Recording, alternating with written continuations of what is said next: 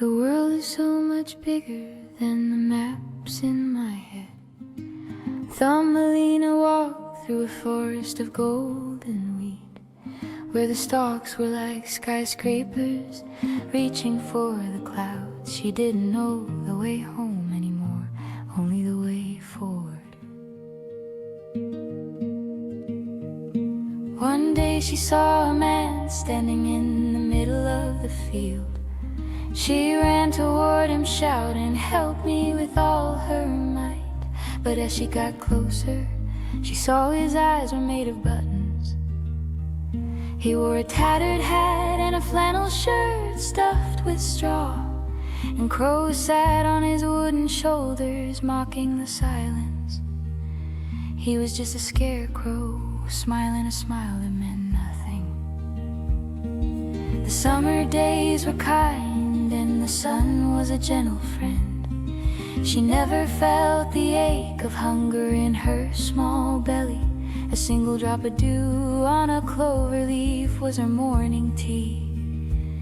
And she feasted on sunflower seeds and wild raspberries. She slept in a bed of moss tucked under a canopy of petals, watching the fireflies dance until the moon went down. But time is a thief that steals the green from the world. The wind started to bite and the sky turned a heavy gray. The sunflowers bowed their heads and the berries withered away. The golden wheat was harvested, leaving only the sharp stubble. The cold pushed her back, whispering that it was time to leave before the first snowflake turned the field into a white grave. She shivered in her thin dress, hugging her arms for warmth. She wandered past the roots of a giant ancient oak tree, and there, nestled in the dirt, was a small wooden door. She knocked with a trembling hand, hoping for a miracle, praying that someone lived beneath the frozen ground. The door creaked open and a pair of spectacles caught the light. An old field mouse stood there wearing a shawl of gray wool. She looked at the tiny freezing girl and shook her head. "You poor little thing," the mouse said in a raspy, kind voice. "You're lucky you found me before the frost took your breath." Inside the hole, the smell of dry grain and dust was sweet. The mouse led her to a fireplace made of pebbles and clay.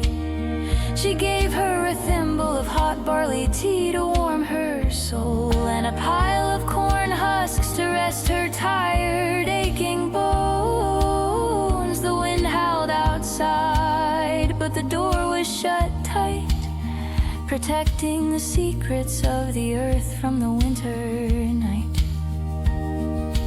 Thumbelina sat by the fire and told her long, long story. She talked about the mother she lost and the toads in the dark. The field mouse listened, nodding her head as she knitted. "Stay here for the winter," she said with a motherly pat.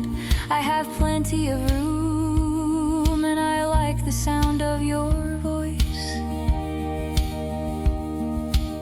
For the first time in months, the girl felt a sense of peace. The scarecrow was left alone in the cold, empty field, while Thumbelina found a mother in a world of shadows, a warm hearth, a cup of tea, and a place to belong.